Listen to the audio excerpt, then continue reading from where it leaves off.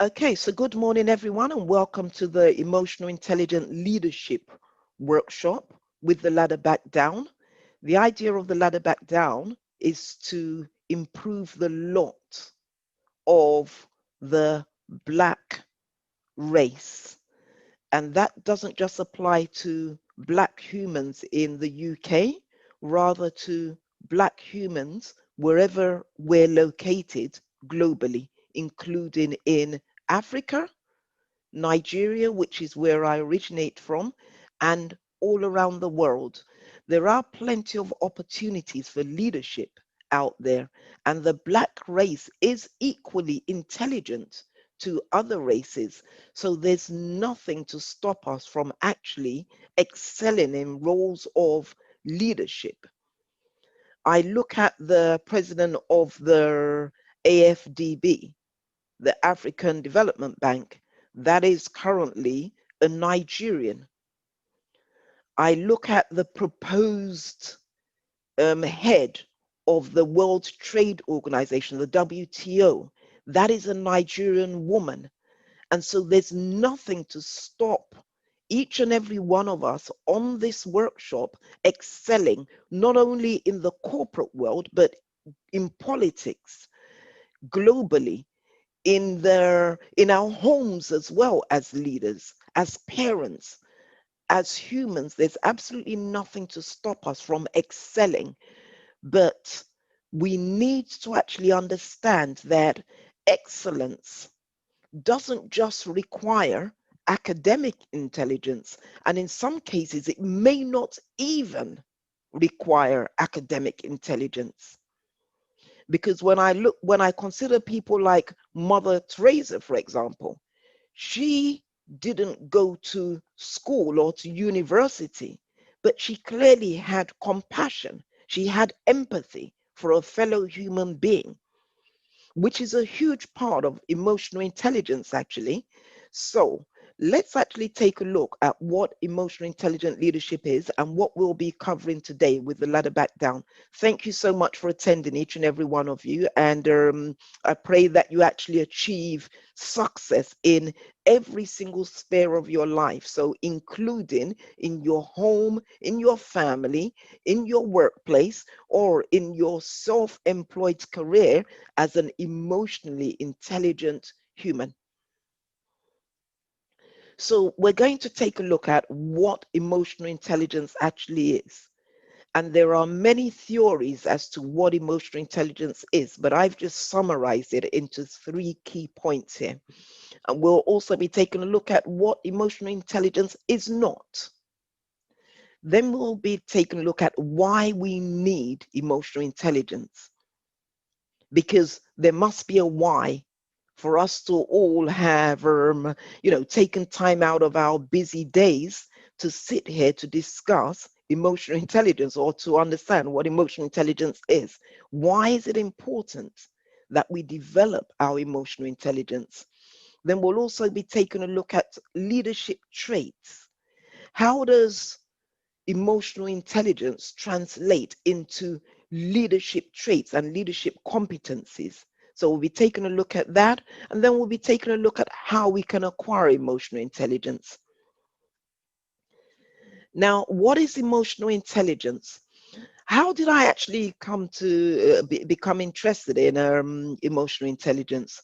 I remember in 2008, I was working in a leadership role in a previous company, in a social enterprise or a charitable organization across England and Wales. And the CEO at the time and HR decided to conduct a study into the emotional intelligence of their entire senior leadership team, including me. And I'd first make a disclaimer here. I'm not a naturally academic intelligence individual. So I've had to struggle to learn. It took me many years to actually start learning. And I always say this so that everybody understands that it doesn't matter what your level of academic knowledge is currently. It's never too late to start acquiring academic skills. The most important thing that we need to have is this, and to develop, is our emotional intelligence. But I was not an academically intelligent child growing up. I used to score 80%, 90% in English language and English literature, and then in every other subject I'd score in the single figures. I'd score 5%, 7%, 9%, and that was my history growing up through my secondary school. But what I didn't know until 2008 was that there's also something referred to as emotional intelligence, which I seem to have in abundance. And so when my ex-firm did my emotional intelligence test amongst the other leaders, they conducted a 360-degree feedback session and an assessment where they didn't only assess me through this quiz and research and examination, they also sought feedback from my peer leaders across the business, from individuals that reported to me, individuals that worked with me, and external parties as well, external vendors that worked with me. And to my horror, at the time, the reports came back citing that I was an enhanced leader in 18 out of the 20 competencies, in 18 out of the 20 emotional intelligence competencies. And then in the other two, I was an effective leader. And when I saw that, I was just as blown away as my peer leaders were, because they hadn't seen anything like that. And indeed, the external company that they hired to conduct their assessment came back with the same feedback, that they hadn't seen anything like that before.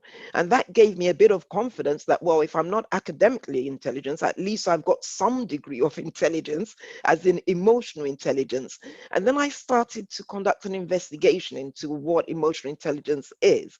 And I finally reached the conclusion that actually that I'd rather be emotionally intelligent than academically intelligent. It's great to be both, but if you really want to become an effective leader, a genuine leader, a respected leader as well, then emotional intelligence is the way to go. So my definition of emotional intelligence is simply summarized into 3 bullet points. We need to be self-aware, we need to have self-control, and we need to be able to manage our relationships with others. That is a simple summary of emotional intelligence. There are many theoretical and very long descriptions or definitions of emotional intelligence, but I've just broken it down into 3 core areas. Self-awareness, that is being aware of of the impact of our behavior upon others and upon ourselves. Self-control, being able to control our impulses, being able to control our actions. And then relationship management, being able to manage our relationship with others in spite of our weaknesses and their weaknesses. So I've broken down emotional intelligence into those 3 areas: self-awareness, self-control, and relationship management, being able to manage our relationships with others in spite of our weaknesses and their weaknesses.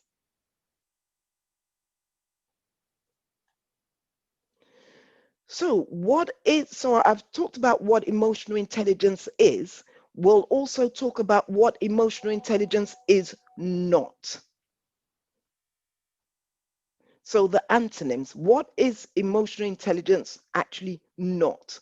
Because I hear, I mean, especially a lot of religious people, we tend to talk about humility, for example. Humility, we deem that that is an area of emotional intelligence. Humility is great. Yes, an emotional intelligence needs to be humble. But what is humility? What is humility? Can anyone just say what humility actually is?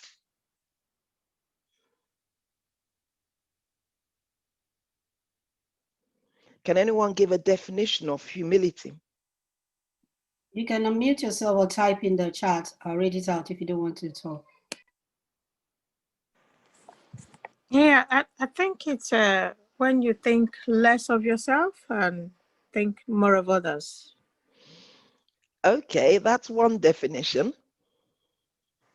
There is a definition from another. Brother Emmanuel says to humble oneself. Okay, yeah, but that's not that's not exactly saying what humility is. Yep, okay, but Mariam said to be selfless. selfless. Okay, Harry said the quality of having a modest or low view of one's importance. okay.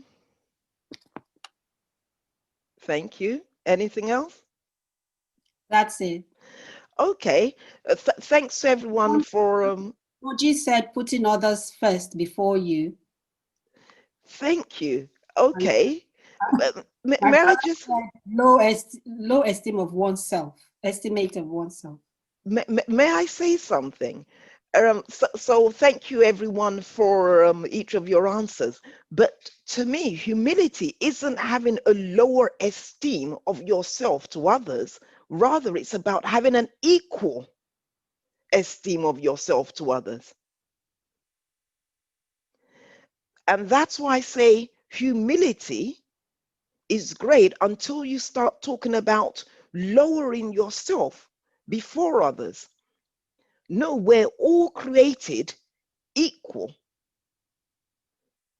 And I think that that definition of lower, thinking of oneself as lesser than others has got us into a lot of problems in the past. I don't consider myself as higher than anyone here, but I consider myself as equal to each and every one of you here.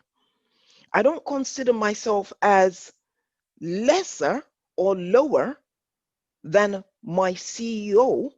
I consider myself as an equal human being to them. So humility is about not considering anyone else as lesser than you, but it's equally important that you don't consider yourself as lesser than everyone else, because that is then referred to as a low self-esteem. So it's equality. It's not a false humility where we just lower ourselves and debase ourselves or view ourselves as servants. So I actually wrote this once on my WhatsApp status, and a lot of people actually responded to that, surprisingly, where I wrote that servant leadership is different to a slave mentality. A slave mentality views oneself as lesser than others due to our race, due to our gender, due to any other thing, due to our lack of academic intelligence, for example. But we're not lesser than anyone else. Nobody is a lesser human being than another person just because that other person has a title. It doesn't make you a lesser person. Yes, you honor the title, you respect the title, but it doesn't make you a lesser person. So humility is not about making yourself a servant in your mind. Servant leadership, or, so servant leadership is about treating everybody as equals, regardless of your leadership title, but not treating yourself as a lesser human being.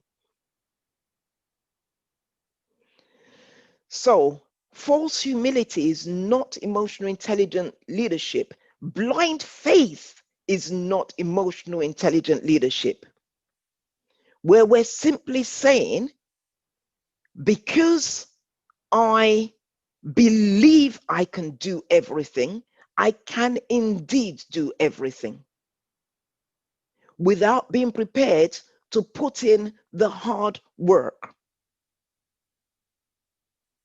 So blind faith is not emotional intelligent leadership. Leadership in itself involves hard work. If you want to lead a ship to a new destination, to a new vision, to a new dream, you can't afford to go ahead blindly. You need to work so hard. We need to work so hard to be able to lead, a ship. Leadership is about leading a ship, leading a team. And you can't lead if you're leading blindly in faith that you hope you get to your destination. You hope you achieve that goal. We can't even lead ourselves if we're not prepared to put in hard work, real hard work, to change and transform ourselves. And we'll talk about that later when I ask a question. But it's not about blind faith. That is not emotional intelligent leadership. I have absolute faith that we're going to achieve this without being prepared to put in the hard work. Emotional intelligent leadership is not for those who follow the procedure manual to the letter without being scared, without being confident or bold enough to ask questions. Being a stickler for rules is not a sure sign of emotional intelligence, where you simply follow the rules unquestionably, without asking questions, including rules or orders that may be designed to lead us away from the path of compliance. I often see in workplaces leaders saying, here is our code of conduct. This is what we're going to do. And the next day, you see a leader doing the exact opposite of what is written in that procedure manual or code of conduct. Whereas if you are an emotionally intelligent human, you wouldn't need that procedure manual to tell you to do the right thing. That's why emotional intelligent leadership is not about being able to recite all the rules, being able to cite exactly what's documented in your procedure manual or in your company's code of conduct or in your religious book. It's about our application, our ability to know how to do the right thing without having a book of reference. Emotional intelligent leadership is not about us, the titled persons versus them who have no title. It's not about the CEO or the chief information officer or the chief information security officer versus the security guard. It is not about that. When you walk into a building, when you walk into your office, do you stop to say hello to the security guard? Do you say hello when you walk into the washroom and you see a cleaner there cleaning? Do you stop to ask them how they are? Emotional intelligent leadership is not about our titles. It's not about our salaries, us versus them. If you don't have this title, then I'm not going to engage with you.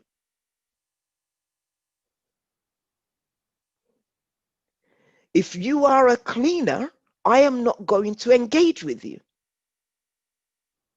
No, because again, we are all equal human beings.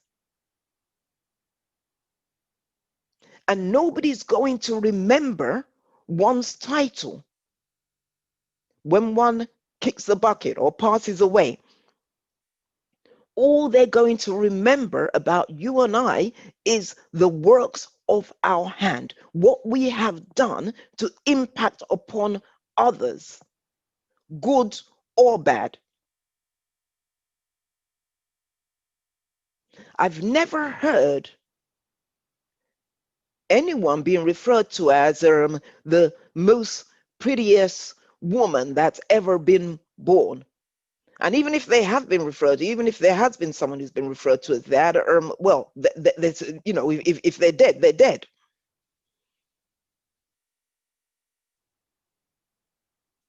So this us versus them mentality based on things, based on titles, based on academic achievements is not emotional intelligent leadership.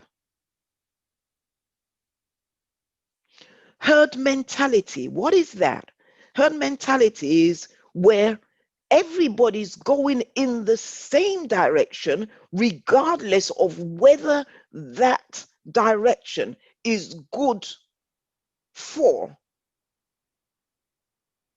the business, the family, or whatever setting one is leading within. So herd mentality is not emotionally intelligent leadership where we're scared to raise questions or to raise constructive challenge. Herd mentality is where we all become yes men or women, or we surround ourselves as leaders with yes men and women. That is not emotionally intelligent leadership. We need people to ask us questions. Whenever I've been involved in recruiting or whenever I've been responsible for recruiting to my team, if I'm leading a team, then I will hire people with different personalities, with different mindsets to mine, so that we can have a constructive discussion on how to move things forward. An emotionally intelligent leader does not surround themselves with yes men or women. And an emotionally intelligent leader is not scared to be wrong, to be questioned, to have to change their mind over something. So emotionally intelligent leadership is not about herd mentality and a group of yes men. And it's not about isms as well. And this is one of my favorite discussions. It's not about refusing to hire someone because their lifestyle or their religion or their gender or their race is different to ours. So I know some of us on this platform today at this workshop may be religious. So we then have a gay person in front of us who's got all the qualifications and experience to do the job, and yet we exclude them because of our ism, because of our religion and our sexism. That is not emotionally intelligent leadership, where we've got all these biases. I don't want to hire that white person. I don't want to hire that Nigerian person. I don't want to hire that man. I don't want to hire that woman. I don't want to hire someone who is cleverer than me, who's got more qualifications than me. All of those are isms, sexism, racism. And that is not emotional intelligence leadership. Again, what is the last antonym for emotional intelligent leadership? That is a person who is slow to listen and quick to speak. Very often, when we're listening to someone, we're listening to try and find a counter argument, or we're listening to try to respond. We're not listening to absorb and then to understand. And that is not emotional intelligent leadership. We're not listening because all we're waiting for is for that person that's speaking to quickly say what they need to say, and then we respond without having heard what that person has had to say to us, and without having understood what they've said to us. So all of these are not traits of an emotionally intelligent leader. False humility, where we debase ourselves, or we announce, I am humble, or we announce, welcome to my humble abode, where the house may indeed appear humble or sparsely decorated and all of that, but the occupants of the home are by no means humble. That is false humility, and though that is not a sign of an emotionally intelligent leader. Blind faith, where we're not prepared to work hard to lead, we're just after the title and after the office. That is not emotional intelligent leadership. Emotional intelligent leadership understands that it's a privilege to be appointed to lead, and it means you're expected to hold a high level of responsibility. Leadership involves responsibility because you're responsible for actually leading others and yourself in a certain direction. It also involves being prepared to step up to the plate and accept that you are accountable for the outcome. In which case, we can't afford to lead with blind faith without being prepared to put the hard grind in, without being prepared to put the hard work in. It's not about us being addicted to the company's code of conduct and reading that day and night until we understand what it says. We're leading other teams and telling them, this is what our procedure manual says. This is what we expect of you within the team. This is what we expect of you as our children and our family. This is what we expect of you in our place of worship. And yet we are not actually doing the same thing. That is not emotional, intelligent leadership. And as I said, it's not about an us versus them. It's not about how much money we have. Leadership does not involve anything to do with our bank balance. It has nothing to do with the size of our houses, because we cannot sleep in more than one room at the same time. Even if we have 20 rooms in our house, you can only sleep in one room at the same time. If you have 5 cars on your drive, only one car at a time can be driven by you as a human being. So it's nothing to do with us versus them. It's not about our things. It's not about our titles. And it's definitely not about surrounding ourselves with yes people. That is not emotional, intelligent leadership. We surround ourselves with yes people. They'll keep saying yes, even as we walk over the edge of a cliff and we take them over with us. And it's not about having favorites due to our personal biases. It's not about personal biases. It's not about being blindly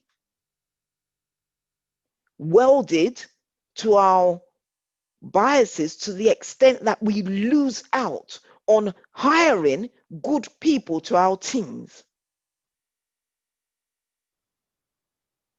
As I said earlier, you've got a gay person, they're the best of the bunch of individuals that you've interviewed, and yet you say, I will not hire this person because they're gay. That's just as bad as you being discriminated against because of your race.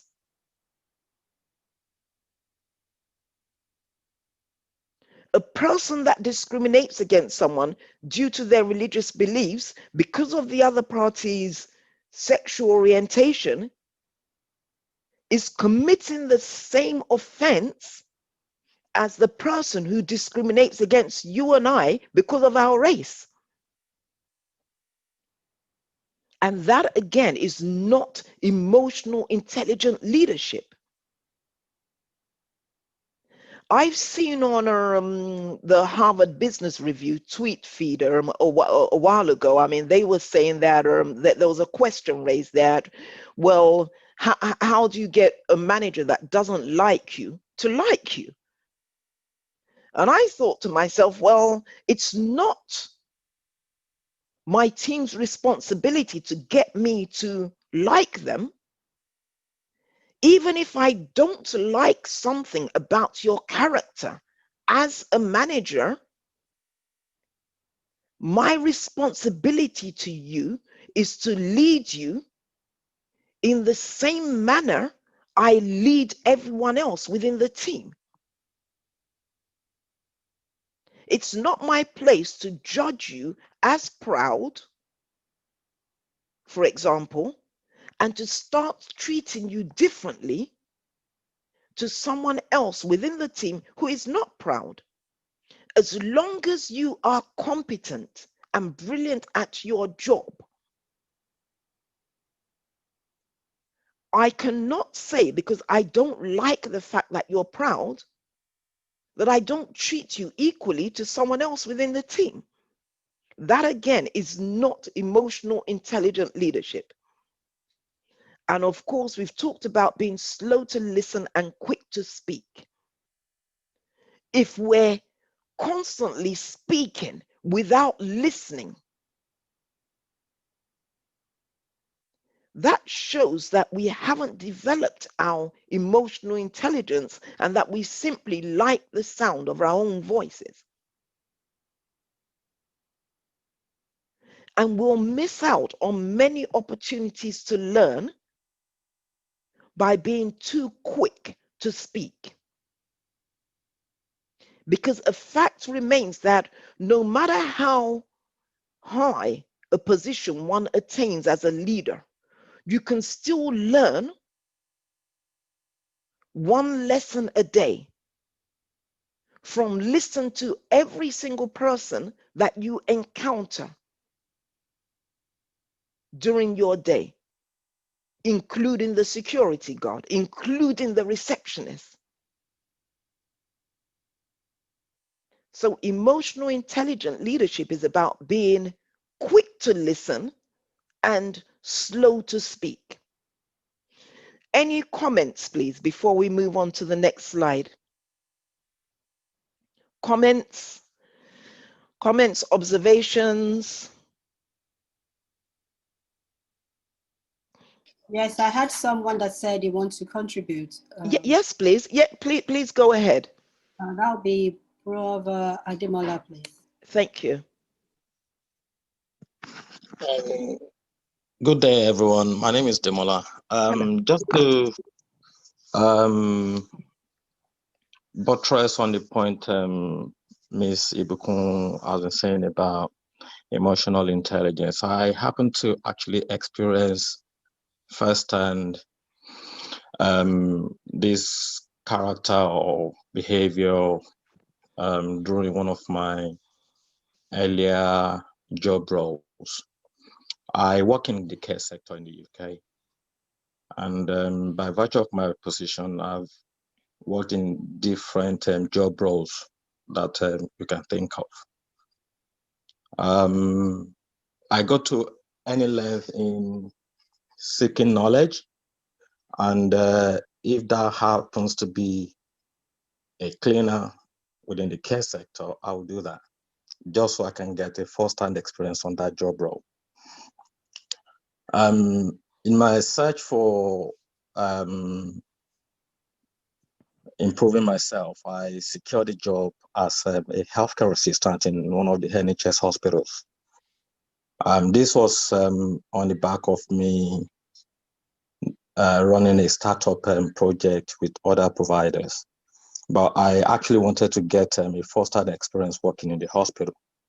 So the only opportunity available for me was to apply for a care work. And I got into that job role.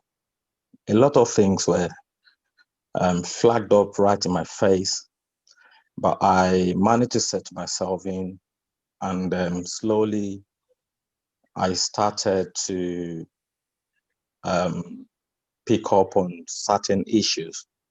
So I will book myself on some trainings which are not actually relevant to my job role as a care worker. I will go for mentorship. I will go for Microsoft application trainings. I will go for leadership trainings. And then by the time I get into the training, I put questions forward or I raise a view.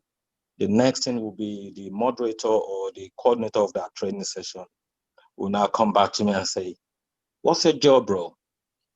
And I say, "I'm just a care worker." And I look around in the whole room, I will be the least person in terms of job titles. Good. It got to a point where they were actually having this new government framework on mental health. And they were trying to revamp the old those arrangement, that's the deprivation of liberty safeguards.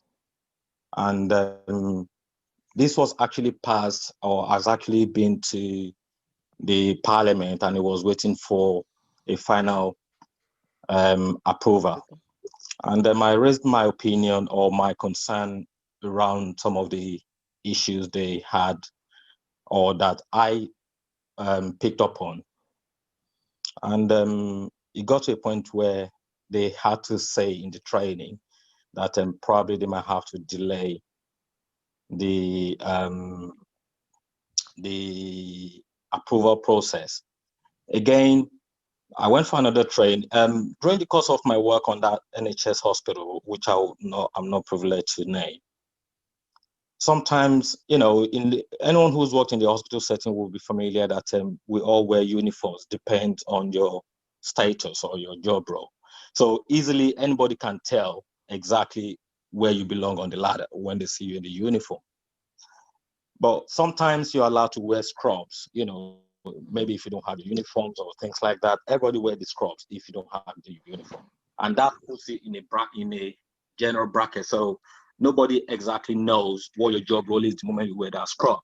So on this particular occasion, I wore my scrub just because I wasn't having the uniform.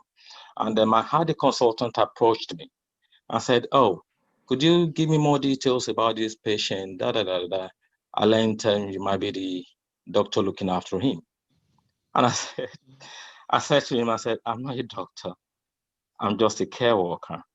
And immediately his countenance just flipped, and he walked away. Whereas the information he was actually asking for was right there in front of me on my desktop, which I could have given. So he went round and was looking for the ward sister, and the ward sister now had to ask him to come back to me.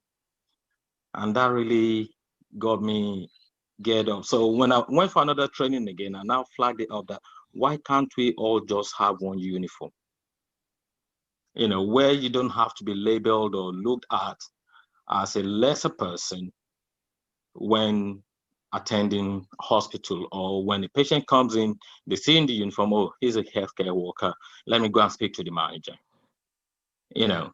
So eventually the hospital picked it on board, and I'm very glad that the chief exec, who is the outgoing chief exec now, had to revamp the whole process. Unfortunately, they didn't embed it into their system, but another trust who picked up on such issue is now canvassing for one uniform hospital. I just want to reassure everybody that you don't have to look down on yourself just based on what Sister Ibukun has said, that emotional intelligence isn't just about title, isn't just about how good or how eloquent you might speak, but it's all about how you present yourself in your immediate environment, the way you carry yourself forward. You don't have to go into any argument.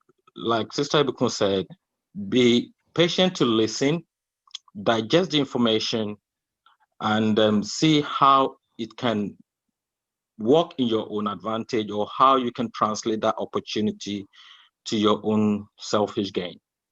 That's just my own contribution. Thank you. Thank you so much for that. And before we take any more questions, and we'll take a brief 15-minute break at 11 o'clock, but thank you so much for that. And I'd just like to say something that, and you corrected yourself on one occasion, but on the second occasion you didn't. The first occasion you said something like, I was the least in the room. And then you said, at least by title. So you corrected yourself that you weren't the least person in the room. It was just your title that was the lowest grade title.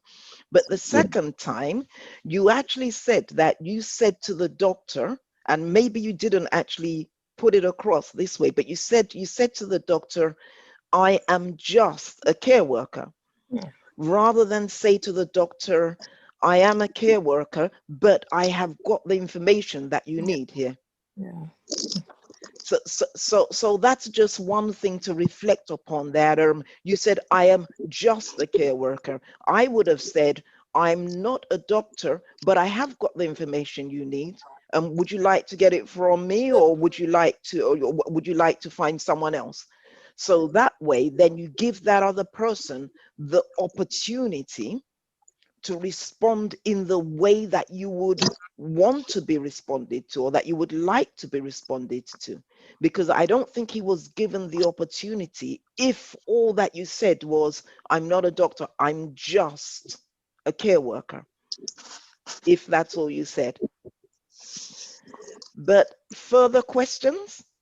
Questions or comments, please. Thank you so much for that. That was really, enlightening there. I mean, and I've learned something, and I agree with your summary that at the end of the day, you're not less than anyone else. So be aware of your surroundings, contribute as much as you can. Don't view that your contributions are less valid than the contributions of a CEO, for example, as long as you remain constructive, as long as you're not just moaning about something. So you identified an issue there, you said, and then you now proposed a question or a solution. Why don't we all wear the same uniform? So you haven't just identified a problem, you've also proposed a solution. So well done for that.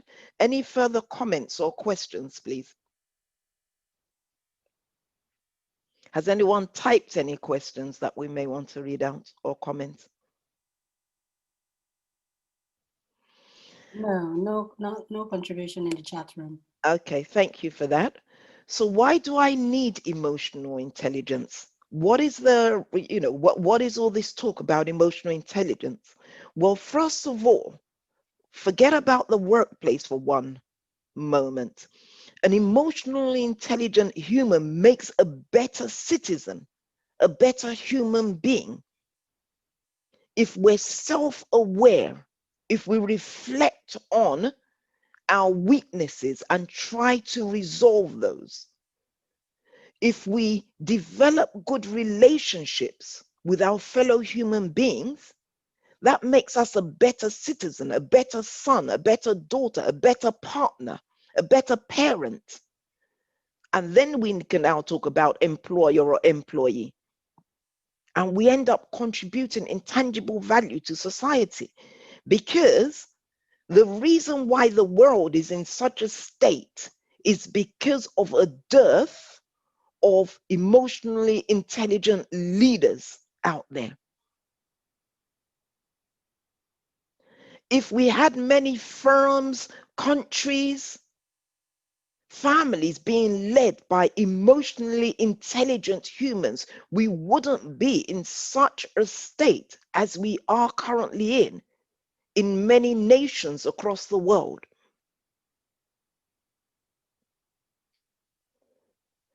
If we look at the Prime Minister of New Zealand, she's one of she's one of a few leaders that I respect as an emotionally intelligent human. Nothing to do with her gender,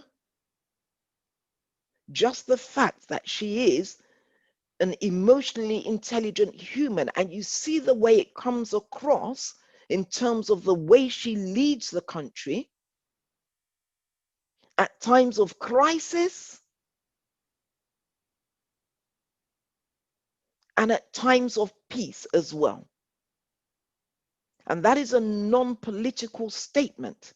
But emotionally intelligent human beings make for better citizens, sons, daughters, partners, parents, humans, leaders, employees. And if the world consists of mainly emotionally intelligent human beings, we could make the world a better place, a fairer place for all. And that's why it's so important. If you and I were to develop our emotional intelligence, we could play our small bit in our communities. And that could then grow into, for each of our communities, if we could develop emotional intelligence within our communities, that could eventually grow to become an emotionally intelligent town, and then a state, and then a country. But it starts from you and I desiring to attain that emotional intelligence. It's not just about our academics. And if we raise our children to be emotionally intelligent humans, that's the best gift we can give to them, the best legacy we can leave to them, to be more concerned about their emotional intelligence than about their academic intelligence. With academics, you can actually catch up. You can go and study, at whatever age you want to study, and either become self-employed or develop, start work with a company. That's easy. But if we're not training ourselves and our younger ones in emotional intelligence, we're doing them and society a great injustice. Training them in how to become good human beings. Why else do we need emotional intelligence? Well, of course, there are quite a few great companies out there that assess job interview candidates according to their emotional intelligence, their character. So they place a lot more weight on character. They do these emotional intelligence screening questionnaires to try and get a sense for your character, because they understand that it's easier to train an adult in particular in the technical know-how of many jobs. But it's not easy to develop an adult's character if they haven't invested time in and energy in developing their own character themselves. So that's why we need to really start thinking, how emotionally intelligent am I? And how can I improve? How can I work on myself each and every day until I become a better human being, an emotionally intelligent human being? So it's 11 o'clock now. We'll return at 11:15. And if there's any questions, let's just, ask those as soon as we return. Okay, there was a question now. Angela is asking, how do we train our children to become emotionally intelligent? Okay, so we'll talk about that at the end of the session, because there is a slide on how we develop ourselves. But if I want to provide an answer, a brief answer now before we go off to tea, the question is, it starts from ourselves. If we can develop ourselves to become emotionally intelligent human beings, then our children will observe from us, because they can't do what they don't, and they can't become what they don't see us. They can't develop a character that they don't see in us. So we can talk about this, we can talk about emotional intelligence to our children, but if they don't see it in us as adults, then it's very difficult to train our children to become what we are not ourselves. And it's never too late for we parents to actually develop ourselves to become emotionally intelligent before we start thinking of how to train our children, or we could do it together. So let's take a break, and then we'll return and we'll move forward with the rest of the slides. Thank you. So I just thank you and welcome back, everyone. And I'll just take a look at at a question that I saw in the chat there earlier. How does the 360-degree feedback affect our leadership disposition, and can there be, as we get on it in life, does it change as we get older and wiser?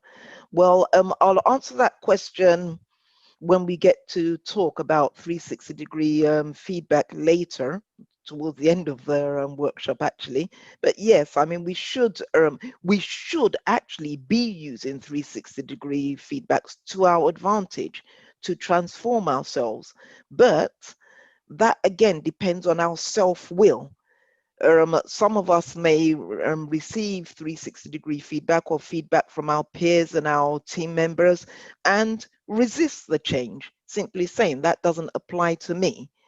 But, and so age, as we get older and wiser, doesn't necessarily come into play unless we determine to become wiser as we get older. All of us get older every single minute or second of the day. We become older, but that doesn't necessarily mean that we become wiser, even based on 360-degree feedback, unless we choose to use that feedback to develop ourselves and become wiser. But we'll talk about that towards the end of the workshop, as I said there. So why do we need emotional intelligence? Because it makes us better humans, and it makes us more valuable to society. We end up contributing more towards the development of society. That's one of the reasons why we need emotional intelligence. The second reason, of course, is because there are many good companies out there, and I won't mention their names because some of them have refused to hire me over the years, so I won't mention or recommend any great company. But there are some great companies out there who do tend to assess their job interview candidates' strengths and weaknesses to assist them to make leadership recruitment decisions. Some companies also will evaluate our emotional intelligence for promotion prospects. And sometimes they want to examine our emotional intelligence so that they can train us in areas of our weaknesses. And this is character weaknesses now, rather than technical or competency weaknesses. We're talking about weaknesses such as anger, where we're just constantly angry, and that affects the way that we do our job, the way that we lead others. Or where we're shy in some instances, and that may impact upon the way we do our jobs. So great companies use emotional intelligence assessments to evaluate candidates and employees to help them to make leadership decisions with regards to recruitment, promotion, and development opportunities. What is the outcome of emotional intelligence? When we develop our emotional intelligence, what does that result in? What benefit is it, or of what benefit is it to us to develop our emotional intelligence? Well, of course, peace.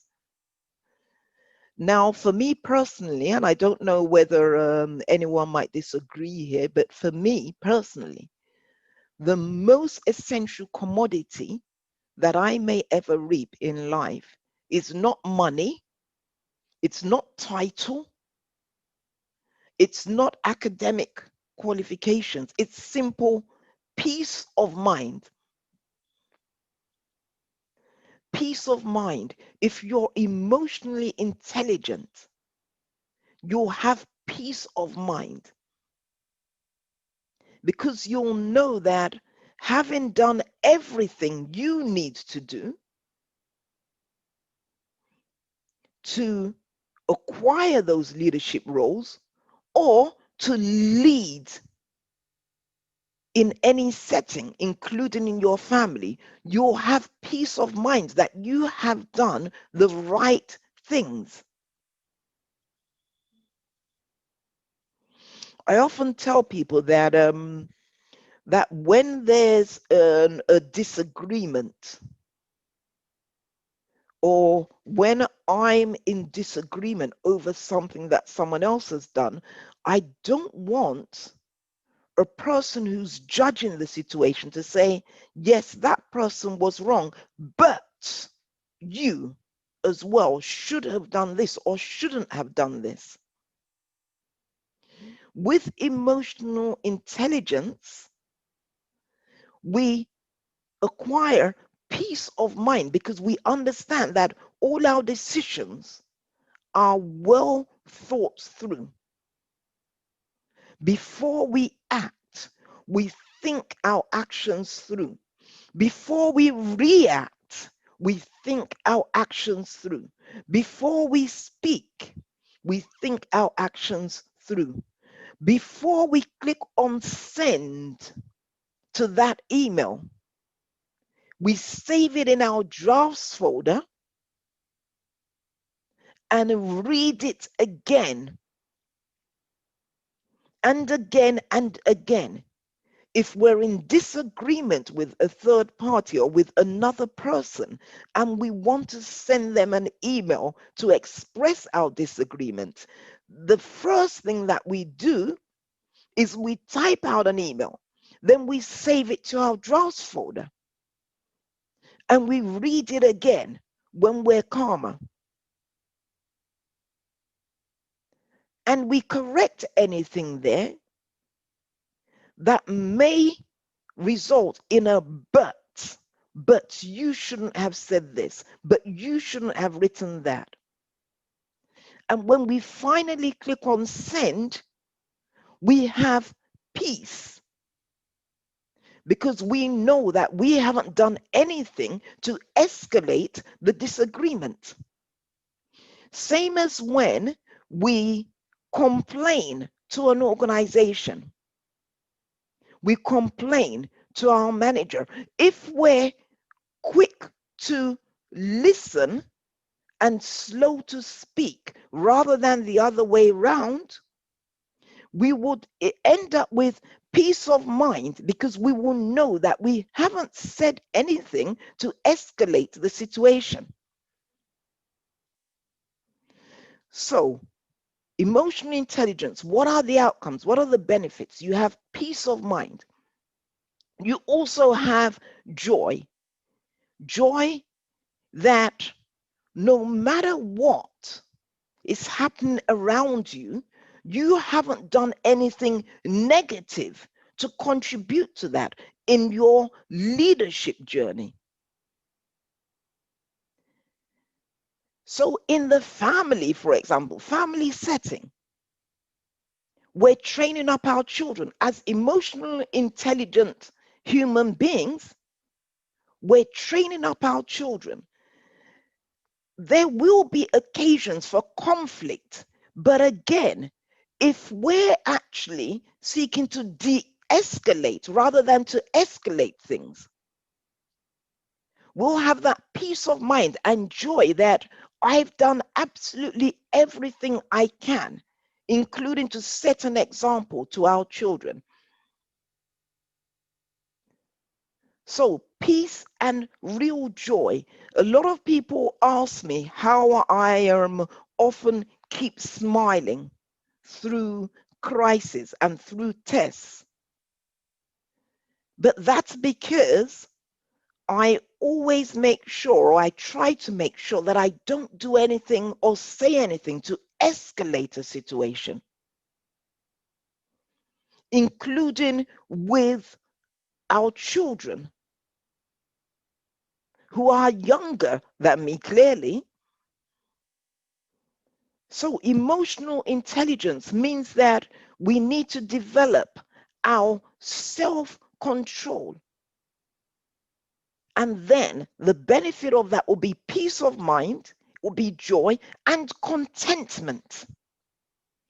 If we're emotionally intelligent, we'll appreciate that no matter how much money or salary we may earn, again, we cannot wear 5 dresses at the same time. We cannot wear a designer outfit and end up being recognized for that. So you may actually be recognized, I mean, that you're wearing, look at that gentleman, Hush Puppy is his name. For some of us who are not Nigerian may not know him, but Hush Puppy, for example, he wanted to be known for wearing Gucci, was it, or something, or this designer brand.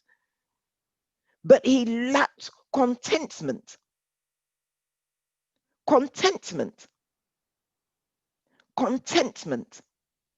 An emotionally intelligent person appreciates that it's not what we wear or how much we earn or what we eat that actually makes us who we are.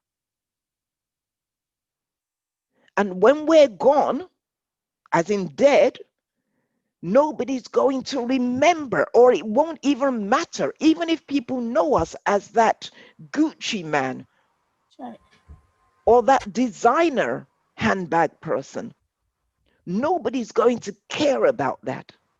Absolutely. They'll appreciate anything that we've done for them and to them, good or bad. And the minute we start recognizing that as human beings, life begins to become a bit more joyful and peaceful for us. We become more contented. That as long as we have a bed to sleep in, as long as we have 2 or 3 emails a day, and as long as I have my chocolate, then that's it. That's all we need in life. Contentment. An emotionally intelligent person is a contented person because you appreciate that this life is nothing but a brief journey.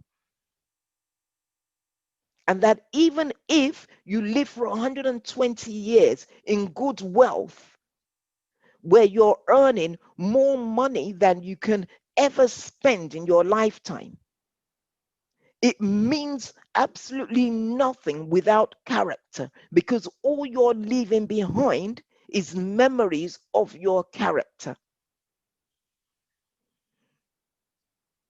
Emotional intelligence outcomes. So let's come back to this side of this side of the land of the living. Whilst we're here on this earth, better relationships. If you're emotionally intelligent, you won't invest too much time in arguing with people all the time, trying to prove that you are right or that I am right as a leader.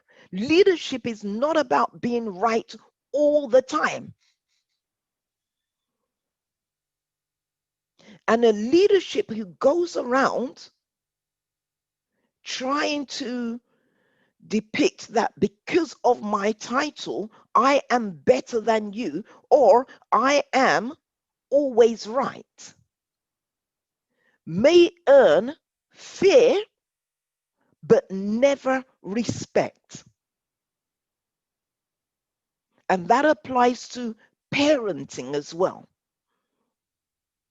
So with emotional intelligence, we develop better relationships. And we also develop resilience. Can anyone tell me what they think resilience is? Resilience?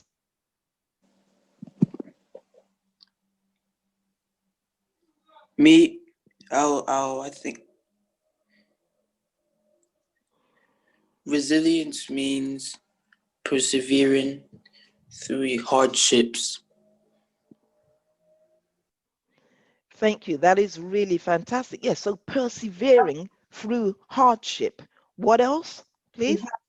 In the chat box, Pastor Kule said determination to stay the course. Yep, as well. Said persistence. Moji said ability to keep going and not giving up. Yinka said not giving up. Jumoke said never giving up. Mary said, not giving up in the first face of trial or negative issues. Patricia said, resilience is the capacity to bounce back after adversity. Thank you. Thanks to everyone for all those different definitions. Yes, resilience, the capacity to bounce back, never giving up. Also, yeah, I mean, so just staying the course. Yes, very interesting and correct definitions there. And it's also whilst waiting for a positive outcome from those tests, remembering to be kind to those around you, not taking out your challenges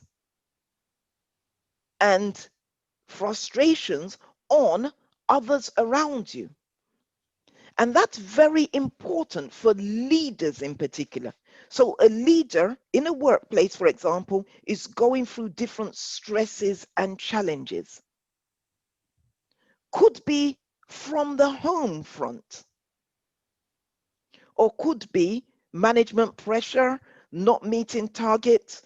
One thing that managers need to get better at is to not take out their frustrations or their impatience on others around them, not taking problems from the issues at home into the workplace, into the team, and not taking frustrations from issues in the workplace into the home, taking those frustrations out. So resilience, yes, developing that ability to bounce back, to rise again each time you fall, to never give up, to stay the course. But whilst doing so, to continue to be an emotionally intelligent person, an emotionally intelligent human.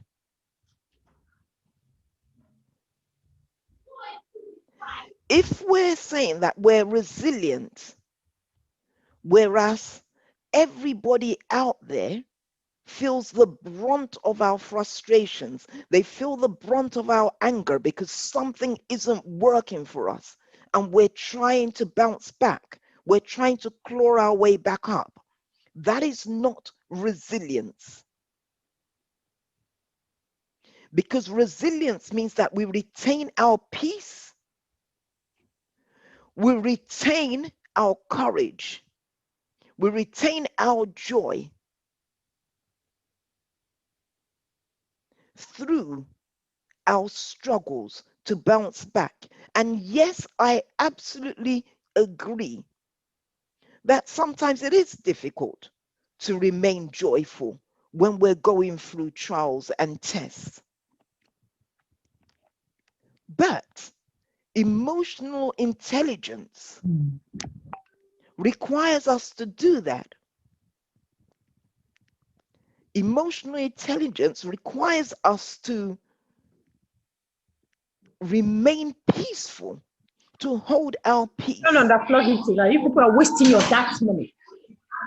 To retain our peace, Why you that TV? to retain our joy and our contentment through our challenges, even as we're striving to bounce back.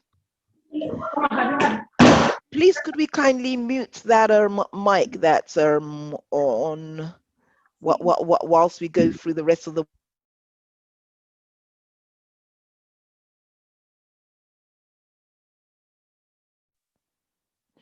So we retain our peace, we retain our joy, we retain our contentment, develop better relationships, and we develop our resilience. That is the outcome of an emotionally intelligent person who's worked to develop their emotional intelligence. You become resilient. And in becoming resilient, you may actually be able to help others going through their own tests whilst you're facing your tests.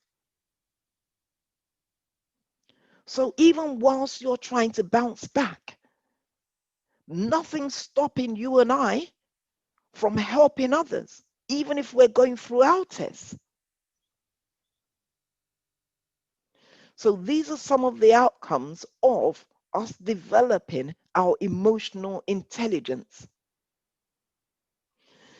Now, what are the competencies of leadership competencies? Now, we've said leadership competencies, we've talked about resilience just now. And the question is, are you tough-minded? Are you resilient? Or do you simply fold and cry and give up on life itself, give up your joy when you're going through tough periods? I often say this, I often say this to people, that life itself is simply a case of going through a test. You pass that test, you have a period of testimonies and period of learning again, then you go for another test.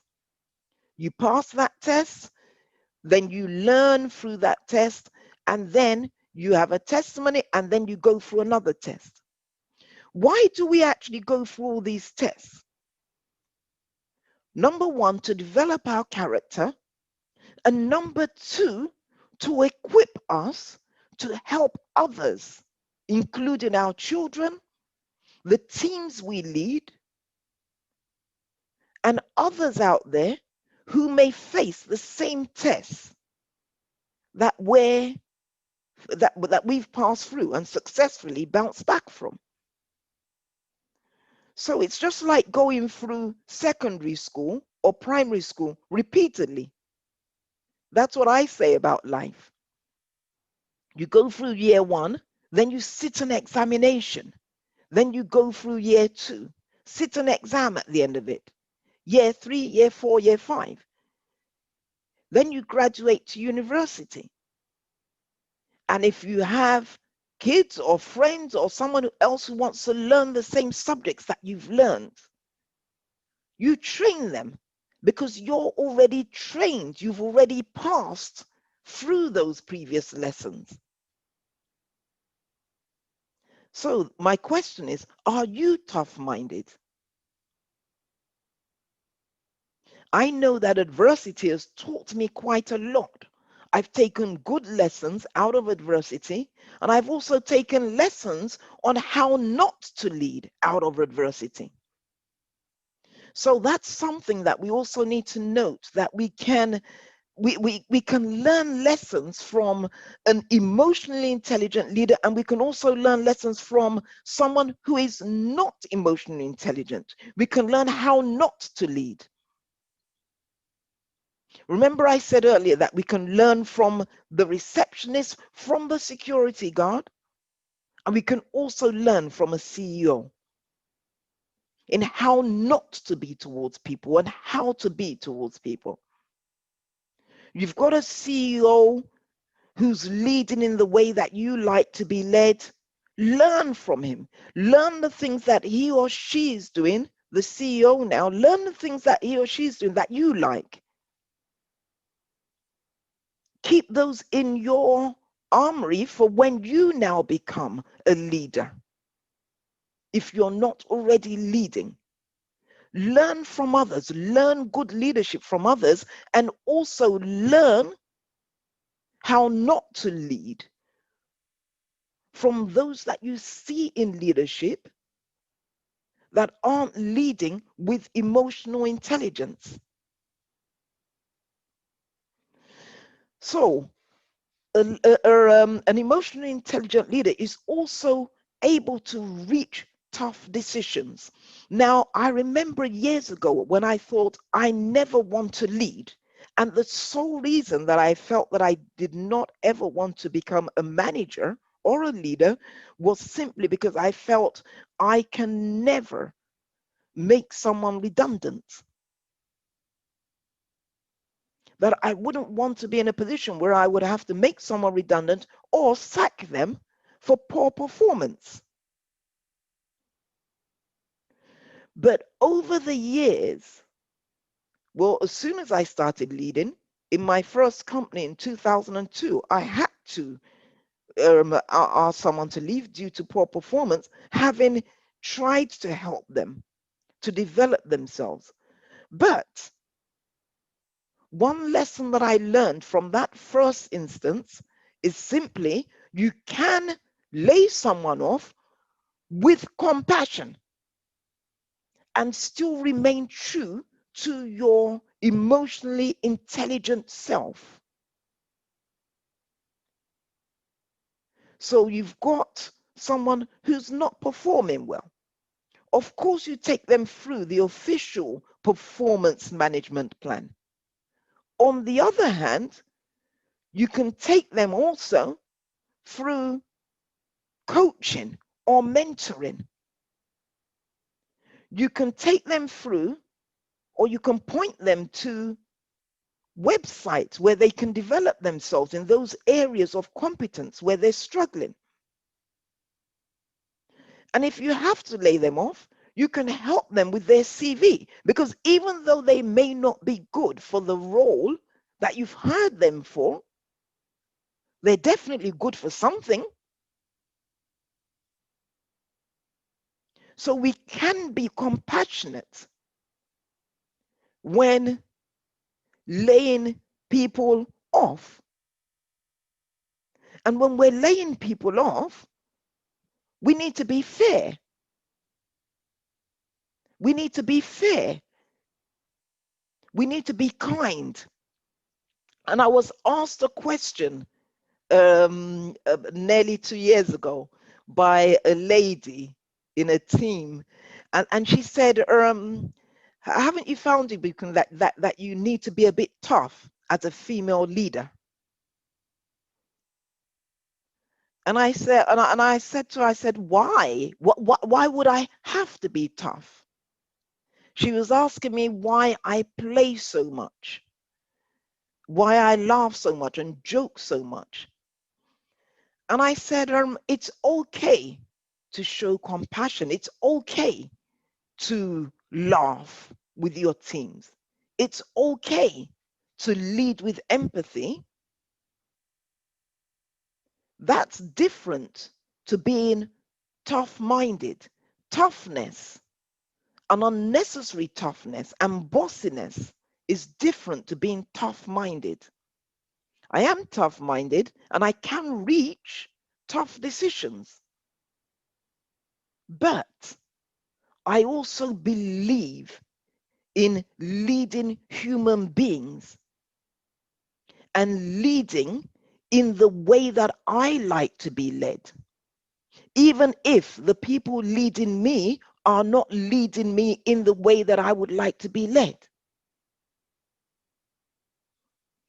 What other competencies are there? Integrity. There's this saying that everyone has a price. And I laugh at that because someone said that I'm cheap. And I say, yeah, I am cheap. My only price is that I do everything that will give me a good 6 hours sleep at night. That is my price.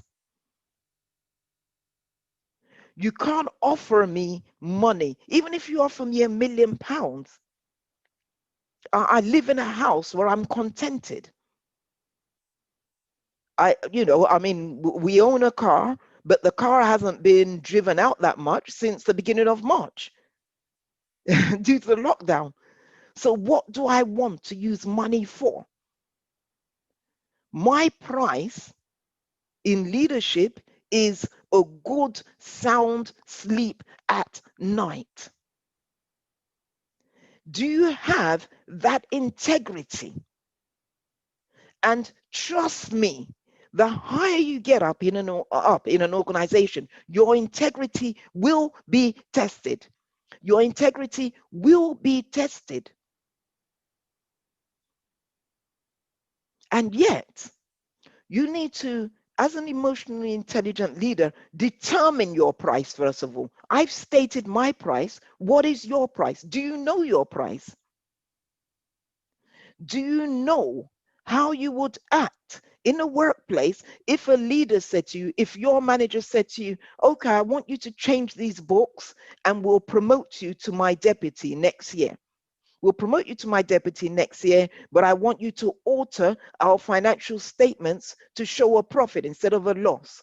What would you do? What is your price? What is your price? And we need to, as emotional intelligent leaders, determine our price before we even apply for a role, so that we're not fumbling around when that question is thrown at us thinking, oh well, okay, I need to go away and think about it.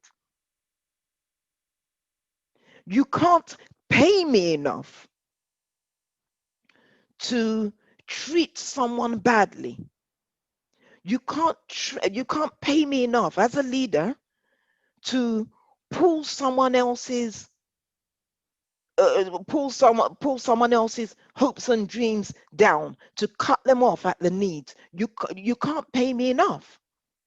But that's because I already know my price. My price is 6 hours sleep at night. What is your price? Does any of us know our price here? Now, I'd like some responses to that. What is your price for your integrity? Have you got a price, or have you calculated your price? How much could someone pay you to just fiddle the books, or to do something wrong that you know is against your conscience? Maureen, did you have your hands up there? I did, yes. Yes. So Okay. I don't know if you just want me to answer. There is no price. There's no price on my integrity. That is the top line. I do everything with integrity. So there's nothing you can offer me. There's no money, status, liking me, not liking. None of those things play into this aspect of how I operate. Integrity is key, because once you have that integrity and you apply it to every situation you are in, including, and although we're not speaking about that today, how we deal with our children, we do well. We do well. So that's my comment. Just so you know the background for myself, I mean, I don't know who is on this call, but I had 30 years in the legal profession as a barrister, and I have had to really, really hone that integrity, because it's the circumstances in which it's possible for that to be in some way compromised. Yeah, it comes up all the time, and you have to be alive to it. I also, interestingly enough, run and facilitate emotional intelligence and resilience building workshops for anyone, including children. So all the stuff that you said earlier about making sure that we provide these tools for our children, I'm with you totally. But anyway, on the point of integrity, there is no price. Thank you so much. Thank you so much. And that is a resounding, resounding price there, basically, as in no price. You cannot pay Maureen anything to compromise her integrity. Same as me. You cannot pay me a single thing to compromise my integrity, simply because, all I value in life really is having those 6 hours sleep at night.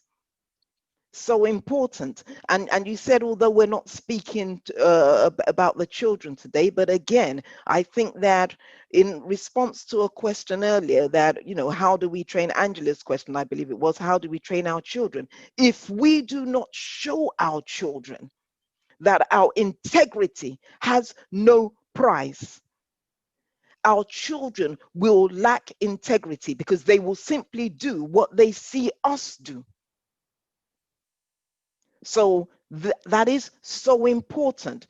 Leading by example is what emotional intelligence is about, really. Leading by example. We cannot expect our children, our employees, to do what they do not see us do, regardless of the number of procedure manuals or conduct manuals that we place in front of them to read and to sign up to.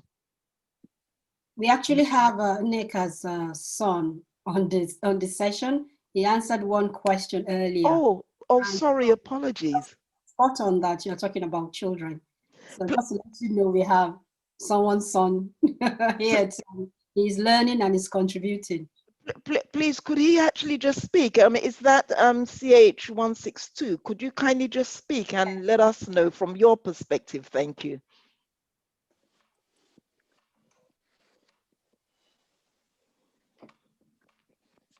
Hello. Hello. I wrote down in the chat that it would be my future as my integrity, because I don't want to sacrifice my future for something temporary. Oh, So, wow. Wow, that's amazing. And I'm not meant to cry, but that is just amazing. So you're not sacrificing your future for anything temporary. yes. You'll definitely go very far. And I'll talk to Nika after this course, because I really want to question her on, on her trading as well. But that is just amazing. That is a young person there, and you'll go very far. I mean, and I like yeah, well done there. And I'll talk to Nika after this, and maybe I'll have the opportunity and the privilege to talk to you as well. But I like what Maureen said there.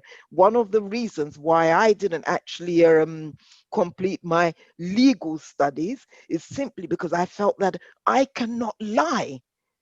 As a barrister, as a solicitor, I cannot lie.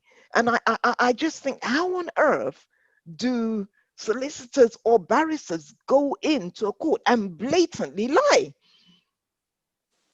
Yeah, that makes sense. Yeah, well, so well done on there, please. I think we've got quite a thanks for that.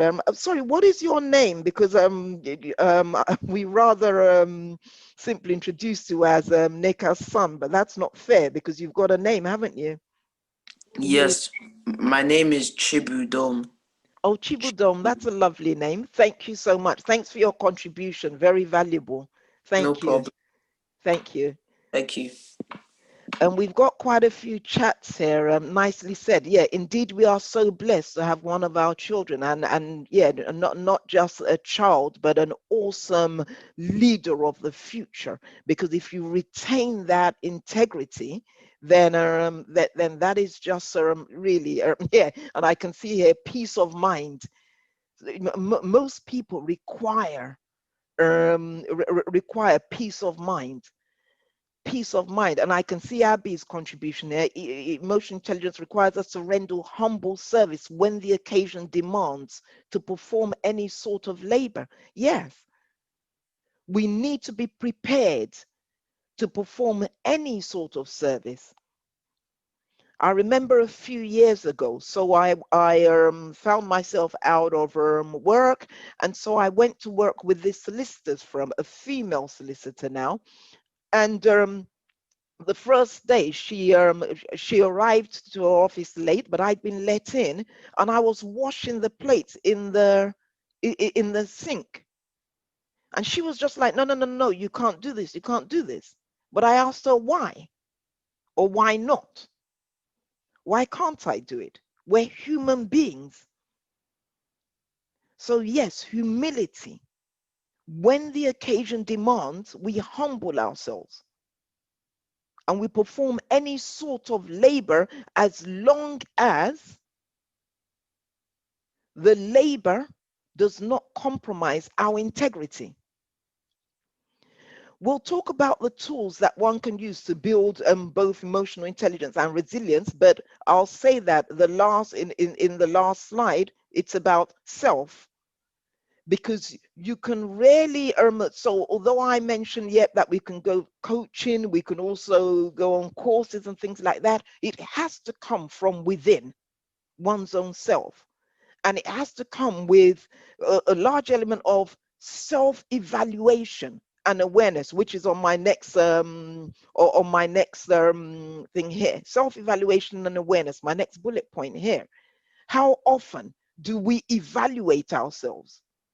And I'll talk about how often we may want to start evaluating ourselves, but how often do we evaluate our words that we've spoken or our actions? Because if we're not reflecting on what we've done previously, how can we improve and become better people? Social responsibility as well. What voluntary activities do we engage in to develop our our emotional awareness? Do we just sit indoors and read all the time without thinking of how we can build up not only ourselves but others? How we can train others to achieve their goals, to achieve their desires. Social responsibility. There's this saying, it takes a village, African saying, I believe, it takes a village to raise a child.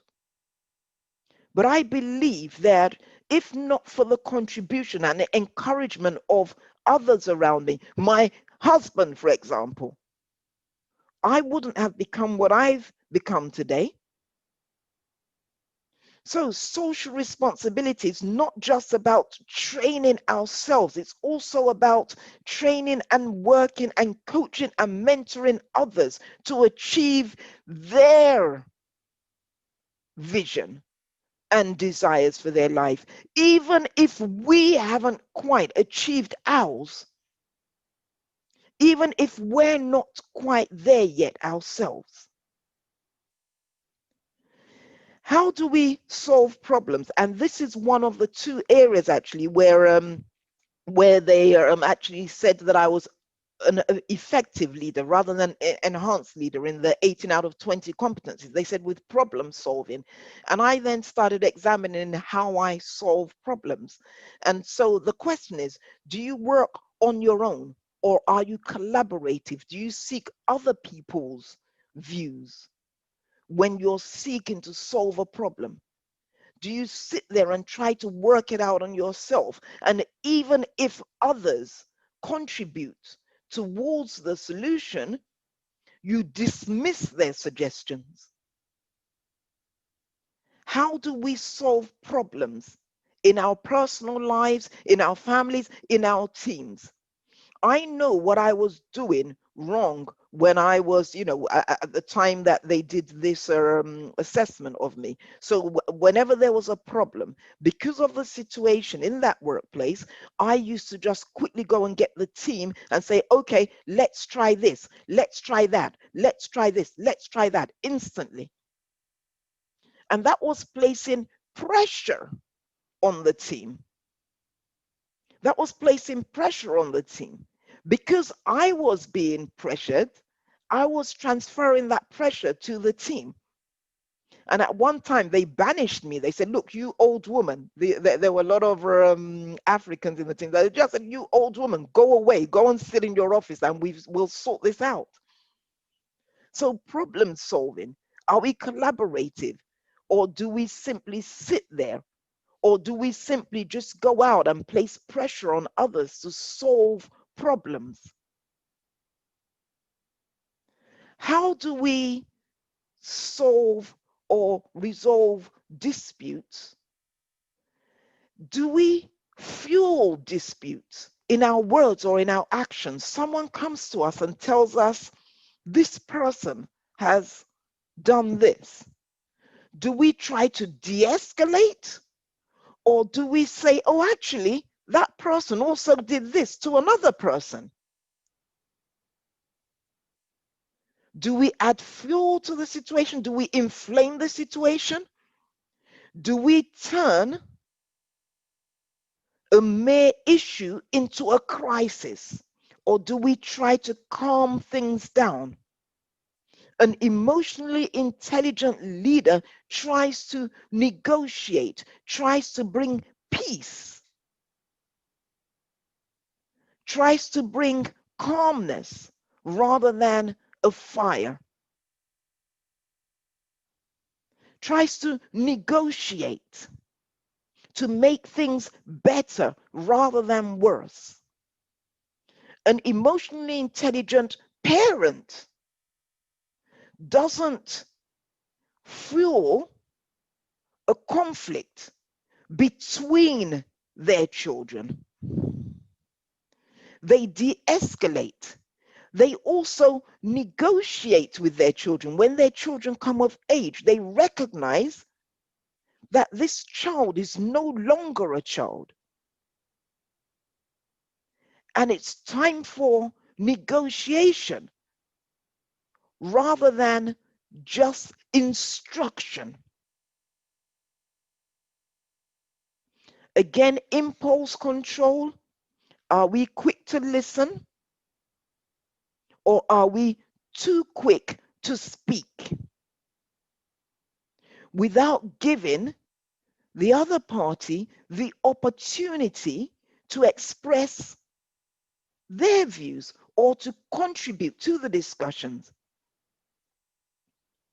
Do we run workshops where we ignore the quietest person in the team and we simply seek the views of everyone else?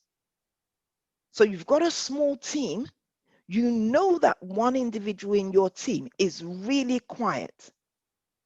So for each meeting or each workshop, you simply ask the views of everyone else, and then you keep speaking without ever soliciting that person's views. Some people may be too shy.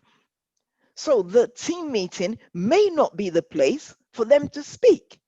In which case, do we call them into an office after the meeting to ask for their views or their opinions?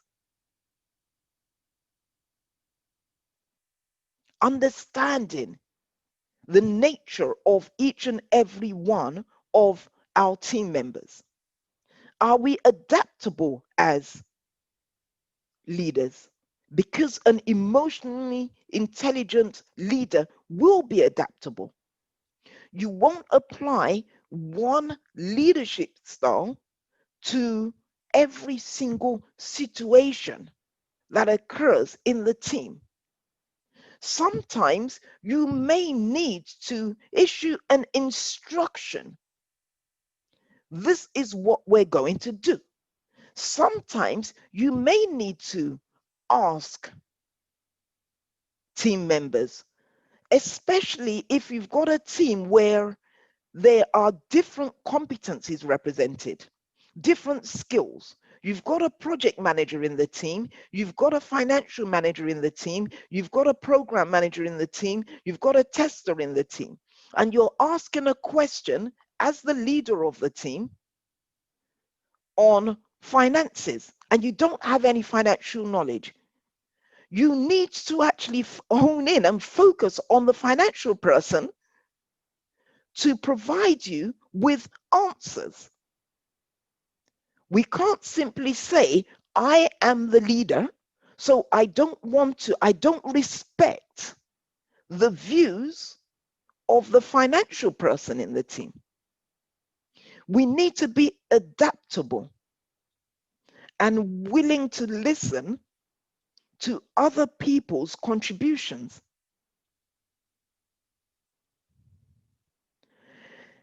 Again, one of the competencies of an emotionally intelligent leader is the ability to receive negative feedback. And I remember years ago, I asked I was doing a personal 360-degree assessment from and asking for feedback from team members. And I asked a gentleman He was a direct report at the time, and I asked him, I said, okay, so what are my weaknesses? I'd like you to come up with 5 weaknesses or 5 things that you'd like me to improve. And he said, no, you don't have any weaknesses. And I said, okay, what about this for starters? So I named one of my weaknesses then. And he said, oh yes, that's one. And then he now named another. I had to start him off. Do you actually want to hear negative feedback? Or do you only want to hear the positives about yourself as a human being? Receiving negative feedback and the ability to receive negative feedback is one of the signs of an emotionally intelligent leader. Because if we never hear negative feedback about ourselves, we cannot improve, we cannot develop as a human being. And I don't want to stay the same person that I was at the age of 20, 30 for the rest of my life. And that answers the question earlier in terms of, as you become older and wiser, should your emotional intelligence, develop? Yes, that's if we're prepared to actually continually evaluate ourselves, to understand our areas of weaknesses, and to go and develop ourselves in those areas. Which leads on to the last bullet point here, continuous personal development. What age should we stop learning? I know my children always say to me, you said that was your last exam, Mum. We don't believe you anymore. And that is quite true. My husband mentioned it again during this week, or maybe it was last week during one of our evening devotions. He said, your mom always says this. So I've stopped saying that now. I've stopped saying that this is my last exam. Because I understand that if I stop learning, the world will not stop moving. The world will not stop moving. And when I say learning, it's not just academic learning. It's also learning to become a better leader, learning to become a better human, learning to minimize the impact of my weaknesses upon my fellow human being, whether that is someone I lead or whether it is a child that I have given birth to, or my spouse, or my friends, or family members. So we never stop learning how to become a better human being.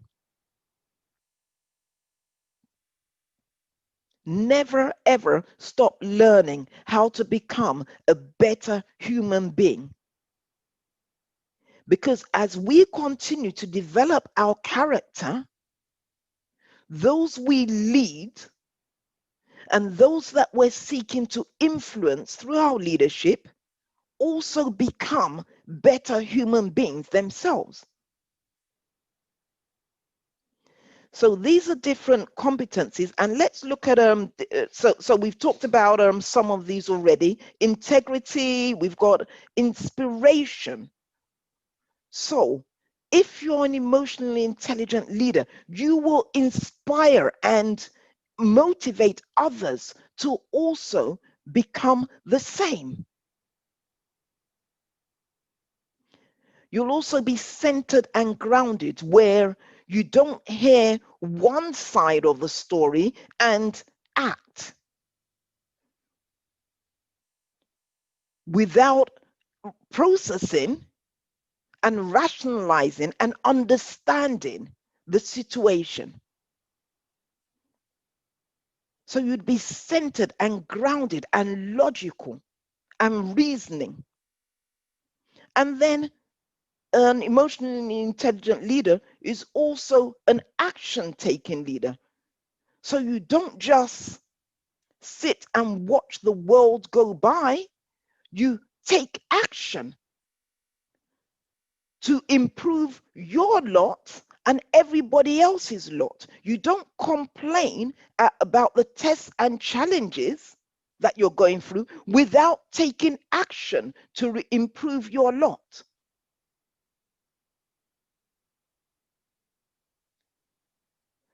Emotionally intelligent leaders also are participative, collaborative, recognizing that no man is an island. No human can do it alone. Resilience, we've spoken about that. Change management, adaptable. You're able to lead people through change. You're able to adapt to different situations and circumstances.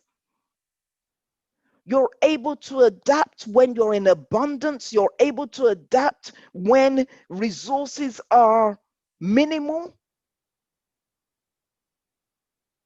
You're able to cope with changes that life may throw at us. And empathy.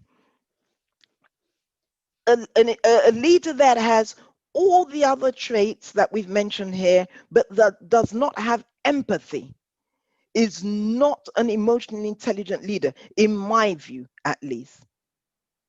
Others may say that no, that if you're tough-minded, and I know a lot of tough-minded people who get promoted, they get the job done and whatever. But I would say that the best leaders that I've met are leaders who are empathetic, who have that compassion for the people that they're leading.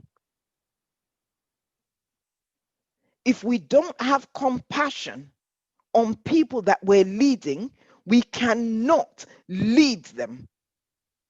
Because what we're saying is we don't care about anything else than the ability of this person to do the job. If you don't care about the person you're leading, about what's going on in their home, how do you actually know when their work is degrading, or when their work output is degrading? How do you know that it's not because they're worried about something that's going on in the home front? They've got, a spouse who's maybe sick, or their spouse has just lost their job, they're going through debt. How do you know if you don't have that empathy to actually be concerned about everything other than the job that they're doing? Let me just ask Maureen to unmute, because I can see her hand up there. Thank you very much for unmuting. I just want to explore this with you, because when I explore it, I'm talking about compassion and empathy, the two things that you've just been speaking on. And the reason I'm raising it is because I can remember in my journey to now, I had a particular circumstance where the two things, compassion and empathy, came into play. And I'll just, if I might, quickly explain what happened. I was at the head of a department in a firm of solicitors. And this particular individual, she came to work in the department. She worked as my secretary, so quite involved with me, and would have to be because of the nature of the work. But she had some issues, and they were her issues. Now, I am both compassionate and I am empathetic. They are the qualities that I've had since I can remember. They're not ones that are new. So in the course of this her employment, she came as a temporary person to come and work in the department. And it was the idea was that if she was good enough, she would stay permanently. But what she did, she had these issues. And that they were what she was speaking about. There was stuff going on at home, and there was all sorts of things that were just going on. And this impacted on her ability to work. Now, why am I raising this? Because she would only type 1 or 2 letters a day. That couldn't fly with me. Because I've got very busy practice. That could not fly. So at first it was like, okay, I understand there's, I appreciate what's going on there. How can we help?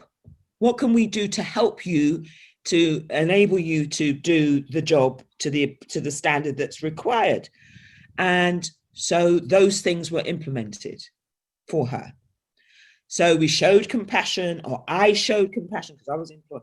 I showed empathy to the situation, but did it end up with her changing what she was doing? No, she was still doing 1 or 2 letters per day and complaining bitterly about everything. And then she complained about me because of my empathetic approach. So this hopefully covers another point that you raised about toughness, because there came a point where I just said, this cannot fly. You must leave. You will be sacked. You're not doing your job. So empathy and compassion cannot be replaced for something, you can use it, but you can't say because of that, then you just have to ignore what's going on in your workplace. No, in that case, she was sacked. And let me tell you, I was not popular, because she was popular and I was not popular with the remainder of the team. However, after, we'd got someone else in and they saw the difference, everyone was satisfied. But at the point of delivery, which is when I sacked her, they said, no, oh, she had so much problems. Why did you do that? And all that stuff. Anyway, I hope that's a good example of where compassion and empathy, they may come into play, but they cannot overtake, the situation. I hope that's helpful anyway. Thank you so much. That is very helpful. And if you remember, I said earlier that I remember when I had to actually let someone go because of performance issues. So you've just explained that you did everything you could to help this person and it didn't work. And so you had to lay them off. So you fulfilled your obligation to this person. You showed empathy, you showed compassion, they didn't respond, and so they were laid off, which is the correct order.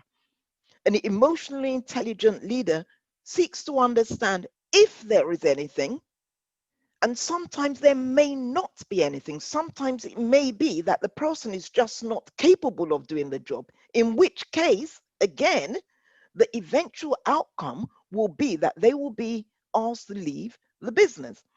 They will be asked to leave the practice. And there is absolute justification in what you've done there, because you first sought to understand what is going on, what might be impacting upon this person's ability to do the job.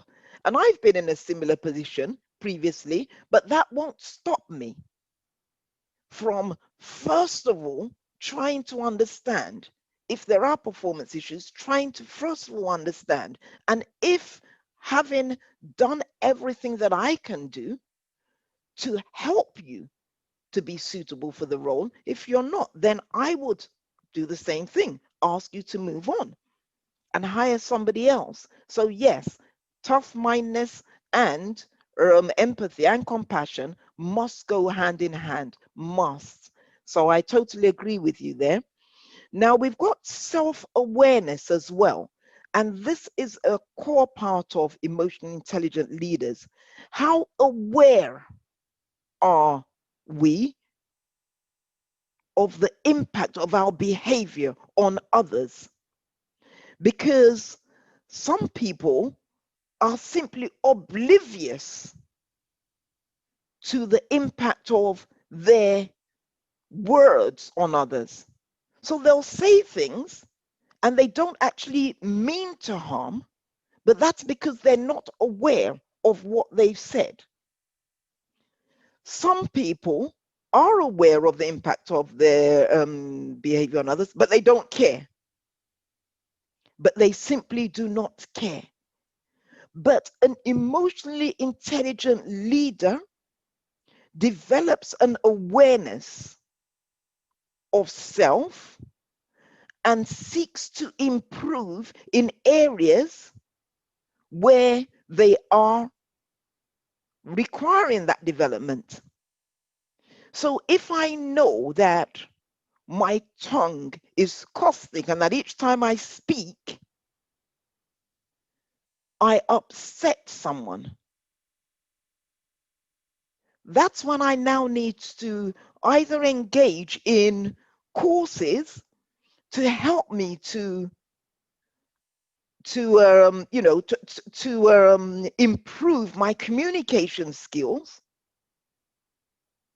or I actually learn to listen before speaking. If I identify that my words that I write to someone, I mean, that's why I said that I've developed over 25 years or so this ability to simply just type an email if I'm upset with someone, and then to leave it in my mailbox and go back and read it again. When we're complaining to a company about something that they've done, yes, we've got a right to be upset, but we don't have that right to insult anyone or to be rude to anyone. And that's where self-awareness comes in, where we think, okay, what am I trying to say to this company? What am I trying to say to this person? I don't like what you've done to me. I don't like the way you've treated me, but I'm not now going to, in my reply or in my response to you or in my complaint to you, treat you in the same way that I'm complaining about. I'm not going to tear you down with my words because you have torn me down or you've belittled me in something you've done to me. I'm not now going to respond in kind. So self-awareness means that we just consider our actions, consider our words. And if we say something to someone or we do something to someone, whilst we're learning to improve our character and to develop our character, if we say something to someone, then just go and say sorry and genuinely mean it without being defensive. Humble ourselves and let's go and say sorry. Oh, I'm sorry I upset you. I'm sorry what I said upset you. I was recently on a call with someone, and my son came in from school, and he was talking at the same time I was on this call. So I raised my voice to try and drown out my son's voice. And as soon as I did that, it struck me that the person I was talking to, it was in a meeting, that the person I was talking to may have felt that I was shouting at him. So as soon as we finished the meeting, I just sent him a message saying, oh, so sorry that I wasn't shouting at you, that I was trying to drown out my son. And he didn't reply. Really nice person here, but the person didn't reply. So what I did is that the next week, when I had the opportunity to meet with him and to talk to him, I then again said, I'm so sorry that I was talking about, and he said, I know that you'd never do that. I know you'd never shout at me, Buchan, but I just wanted to reiterate that because I was aware that I may have come across it. It's not as if I was sure that I had come across as shouting at him, but I was aware that I may have come across. So self-awareness means that we reflect on things that we've done, reflect on our words, reflect on our actions. And if we deem that we may have upset someone or offended someone, we simply go and apologize. I'm known, if I have a problem, like, a company or our telecoms provider, for example, come in repeatedly to fix one fault, eventually I'll escalate to the CEO of the company. But guess what? If an engineer then comes out and does a good job, I'll write to the CEO of the company again to say, this named person. When I'm complaining, I won't complain about a named individual. I'll complain about the process. But if an individual now comes up to do something good, I will write their name and I will say, this named person has come and they've really done your company proud. So self-awareness is reflecting on our actions, reflecting on our words, and trying to become better. Trying to become a better person. If we reflect on our words and keep reflecting and keep on having to apologize, after a while we'll think, okay, hang on a minute, I think I need to do something about this, because I'm finding that I'm having to apologize every single day to people. We also need to be flexible. Emotionally intelligent individuals are flexible. They're willing to listen and to change their position if wrong. If wrong. If wrong, we should be willing to change our position. We shouldn't be single-minded where we have one thought process and we're always right. I can see a hand going up there from Maureen. Did I see a hand? No? Okay, let me ask you to unmute, because I'm not sure if I could see your hand or not. I'm really sorry. I seem to have been monopolizing any kind of discussion with you about certain things, but this particular issue about being able to, right, let me start at the beginning. For me, there is not a right or wrong. Everyone has their perspective. Opinion. And therefore, in any kind of discussions, if we don't agree, because I remember I'm a lawyer, so I have to go into court, and this thing about right and wrong is always put in your face as if they're the only options. But actually, no one's right, no one's wrong. That's really where we should really sit. So if you are in dispute with someone, then it's about taking that position that we don't agree. And because we don't agree, we can still have and maintain our relationship. But on this point, we don't agree. So that's respecting their viewpoint by and at the same time retaining your own position, because which you must do. So when you said wrong, you must apologize for you're wrong. I don't agree with that. On this occasion, I don't agree. I think there is a different way, that we do not talk about things as being wrong and right, because actually that's the reality. There is no wrong, there is no right. Thank you. Okay. That seems to be very brilliant. I have a good friend of mine on the call. We were born the same day, the same year, the same month, but different continents. And we have very strong issues about some sentimental issues. And even though we are at different ends, we will always say, okay, I respect your opinion, even though I don't agree. But we carry on as normal, even though we get into discussions that are very sensitive. We say it as it is, but we just carry on as normal, as this is what we do. So I think, yes, when we begin to appreciate other people's opinions like that, nobody has to be right, nobody has to be wrong. As long as you are convinced in your heart that what you're doing is right, you might learn from me, and I might learn from you. Maybe at that moment, we will not agree or acknowledge it. But if we both go back to our respective corners, we're like, actually, she might have a point. We might then have an opportunity in the future to say, actually, I agree with what you said, but not because you can put it in a funny way and just like, I agree with what you said, I haven't thought about it.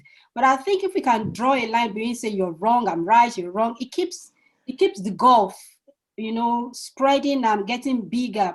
People sometimes are so convinced about what they think or what they believe in that they don't want to give other people the chance or the opportunity to say, I'm right or I'm wrong. So if we can agree to disagree, I think that's a better way to look at that's just it. When we're emotionally intelligent, we're happier people. We have a positive outlook towards life itself and towards our challenges. When facing our challenges, we understand that life is about challenges and that we have experienced challenges before and we have overcome those challenges. So we will overcome our present challenges. We've talked about resilience, social awareness, self-awareness, being aware of the mood in the room, which comes down again to what Maureen said there, being tactful, being diplomatic, being aware of the need to speak with constructive words without accusing others, being empathetic, being compassionate, being able to be tough and reach decisions as well. So it's not just about being empathetic and compassionate without being able to reach those tough and right decisions.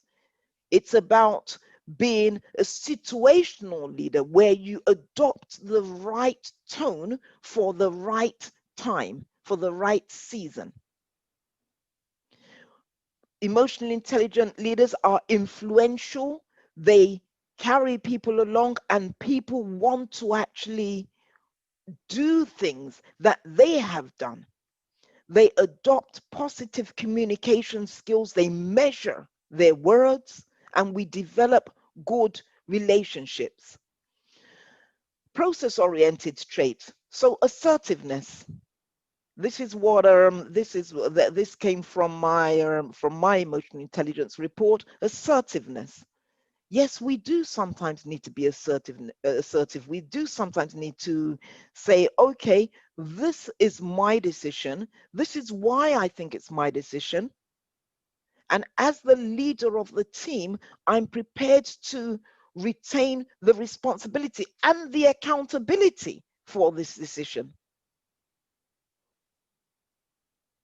So an emotionally intelligent leader is assertive and confident without being rude.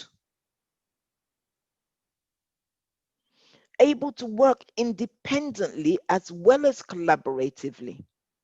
We tolerate stress due to our resilience, and we're also optimistic that we will achieve our goals.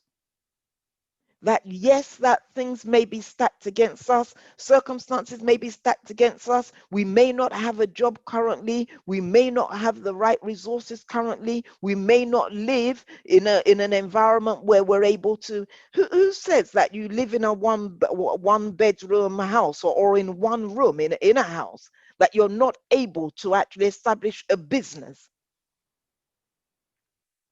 Facebook, I think it was Facebook, was established in a room with Zuckerberg and two other people in a room. Some people establish businesses from a bedroom or a cafe if they can't work from home. So based on that, if we're emotionally intelligent, we'll make the best use or put to good use the little that we have to achieve our goals. So organization-oriented traits, self-actualization. What is self-actualization? Does anyone know what self-actualization is?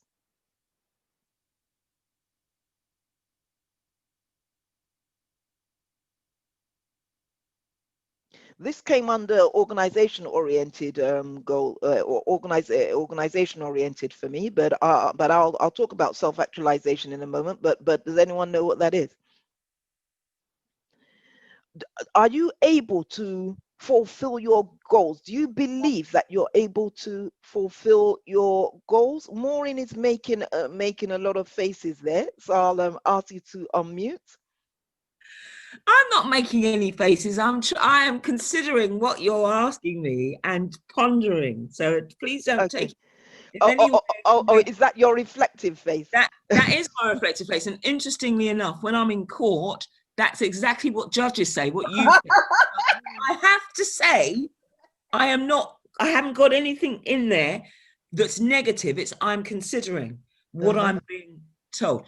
So self-actualization. So it's not really a phrase that I have come across, and but the answer to what you have said, the response I give to what you've just explained is yes, I am self-actualization. I get the job done, whichever the job is, whatever the job is. And that's the same with whether it's in the courtroom, whether it's in workshops, whether it's with my children, whether it's with my relationships with people.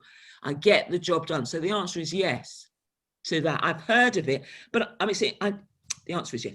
The answer is, I know what it is now that you've said, but that's not a term that I've actually come across in that way. Not even in, whatever. Yeah. Well, I just came across it on my emotional intelligence report, and I just thought I'd throw it in here myself. Otherwise I wouldn't have known what it was myself. So, yes. But others have said, I mean, so Chi has said, setting out your goals and achieving them, the ability to attain a goal. That's right. And it's important that we're able to have that belief that we're going to attain our goals, fulfill our purpose as well. Not anyone else's purpose, but our own purpose. It's so important that we believe that we're going to fulfill our goals, that we're going to fulfill our objectives, that we're going to fulfill our purpose in life, that we're going to become leaders if we desire to do so. That we're actually going to make it in life, that we're going to succeed. And we're not going to do it by cutting someone else off at their knees. We're not going to do it through stopping someone else from achieving their goals. That is not what self-actualization is about. It's about us focusing on our own goals. And in leadership, trying to motivate others to achieve their goals as well. Other traits, interpersonal relationships with different teams across the business, including your reception team, including your cleaners. Not leaving your cups out there on the desk or throwing stuff out there on the floor because you believe it's the cleaner's job to pick it up. Reality testing. How realistic are we? Reality testing. So again, self-actualization is brilliant. However, we need to be realistic. If we're not prepared to put in the hard work, if we're not prepared to get up at the crack of dawn and start our day, you don't become a barrister by simply going to law school and then for the next 30 years rely on what you read in law school. So being realistic with what we need to do to achieve our goals, to achieve our leadership potential, that is so important. Impulse control, we've spoken about, an organizational awareness, having an understanding of what's going on around the organization, the key stakeholders that you need to talk to, that you need to meet with, that you need to relate with. And we've discussed stress tolerance, resilience. So how do we develop emotional intelligence? I asked the question earlier, or I mentioned that I would ask how often we actually need to reflect on our character, on our words, on our behavior. I believe that if we can take a look in the mirror each night and ask ourselves the question, eyeball to eyeball, how did you do today? Did you hurt anyone today? In your words, in your deeds, think of everything you did today. That would help us to develop where we're thinking Last thing at night, yes, I remember I said this to this person. They may have misunderstood me. I'll talk to them tomorrow. I'll apologize tomorrow. I may have said this to my child. I may have said this to my spouse. That may have impacted upon them negatively. They may have misconstrued what I said. They may have misunderstood what I said. Let me talk to them tomorrow about it. So developing emotional intelligence has to start from within. We could attend as many workshops, courses as we want to, but if we're not prepared to change from within ourselves, no matter how old we are, if we're not prepared to take that step of daily reflecting on what we've done for the day, then we can go through courses, 360-degree feedbacks, positive feedbacks, close relations. We can go for all of that, but it starts with self.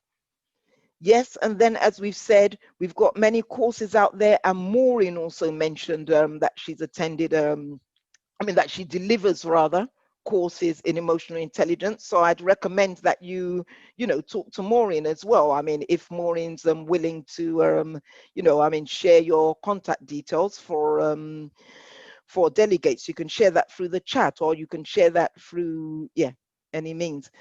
So courses are available. 360-degree feedback.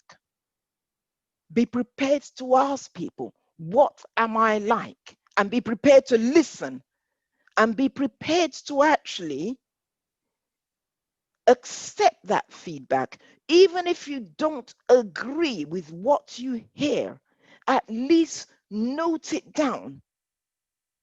The idea behind 360-degree feedback is not to simply hear and disregard all the negatives. That's just in their head. Oh, that's just what she thinks, or that's just what he thinks about me. No, we seek 360-degree feedback and we document that. And only then can we actually take a look and say, am I really like this? And if it's feedback that is not relevant to you, yes, then you can park it. But listen for us. Listen to that feedback. How can we develop emotional intelligence from positive feedback? Because there's always room to do better. There's always room to improve.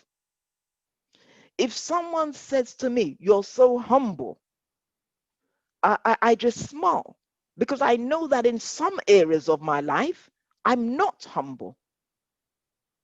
There's some areas of my life where if you want to cross me, I will constructively challenge you. And I'm just learning that now, because I've learned that sometimes you can be humble to the point where you debase yourself, as I said earlier, as a lot of people said earlier, where you think of yourself as lower than everyone else. I've started to learn that that is as negative an act as thinking of yourself as higher than other people. So from positive feedback, we need to learn, we need to listen to positive feedback and seek areas where we may be able to improve. Close relations, spouses, children, parents, best friends, they tend to speak the truth to us. Our children may speak it and then flee, but they tend to speak it either in their actions or in their words. So based on that, we can learn, we can listen, and then seek to improve, either through courses, again, as we've said, or through daily self-reflection on how I can improve myself, how I can change, how I can develop this emotional intelligence, which is absolutely necessary for us to progress as leaders, both in our home and in society.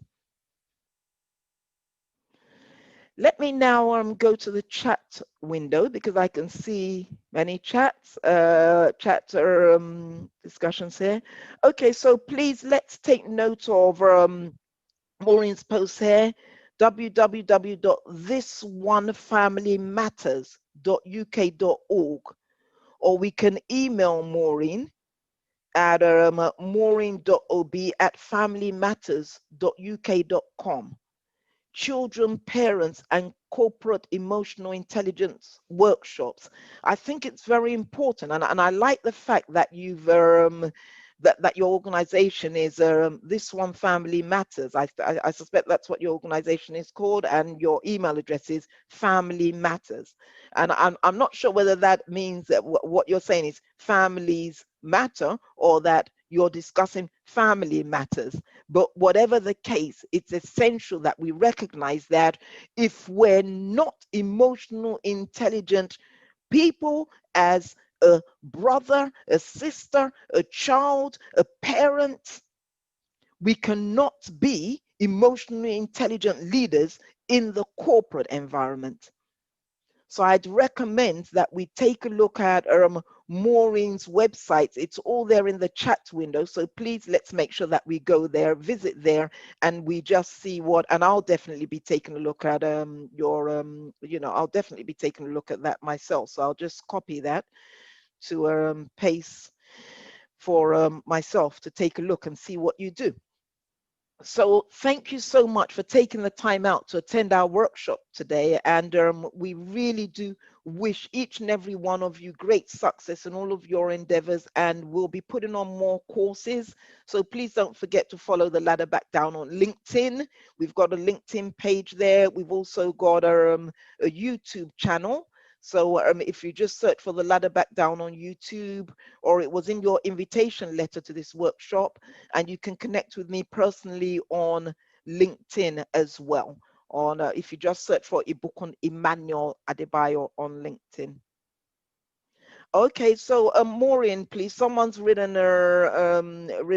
this there. Can you please check that? Let me unmute you, please, so that you can let me just unmute you. Oh, thank you so much for this session. This was absolute. I tell you, for the first time in my life, I found people who in terms of how you're delivering this, who really sit on the same page. It's very, very difficult to find people out there who do.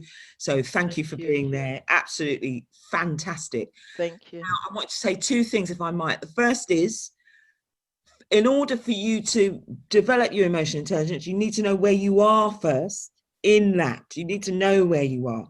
So, I mean, you told us that you got a report, which meant that you looked for that. That's what you did first, in order to see whether or not you were, to see where you were going to be able to move things. So I think that's really important.